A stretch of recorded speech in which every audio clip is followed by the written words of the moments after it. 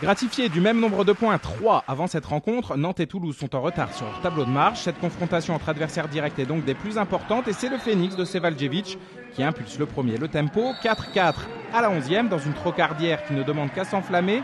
Les Nantais vont ensuite repasser devant grâce notamment à un excellent Rivera. 6 buts qui inscrit ici un but fou d'une claque pour tromper Pardin. En bout de course, l'international espagnol devance le portier tricolore. Il permet aussi de mener 6-4 à la 14e. Pour autant, les visiteurs vont rester dans le coup puis repasser devant Scoring en conservant la tête des opérations pendant 10 bonnes minutes.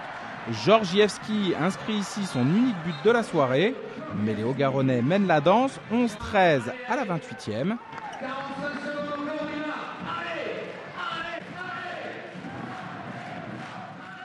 Dans le final de cette mi-temps, les Ligériens vont revenir à égalité grâce à une ultime réalisation de Clerc, 8 buts.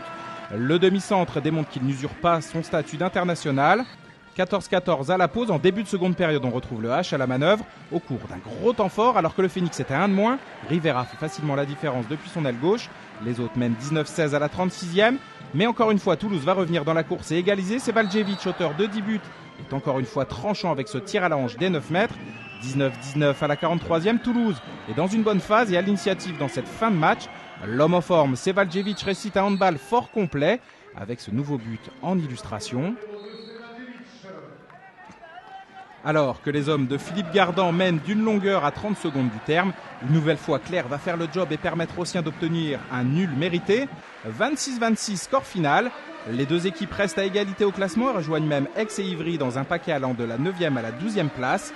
Les prochains rendez-vous seront déjà décisifs.